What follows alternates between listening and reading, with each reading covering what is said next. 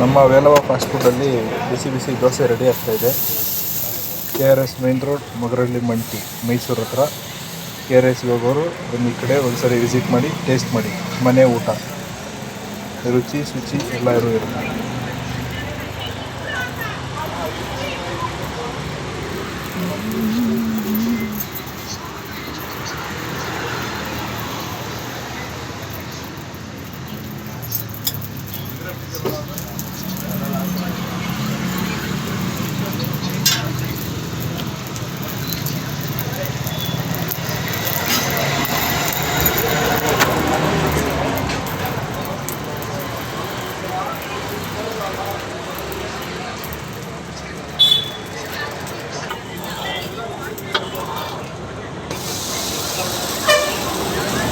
ದೋಸೆ ನೋಡಿ ಎಷ್ಟು ರೋಸ್ಟ್ ಬಂದಿದೆ ಅಂತ.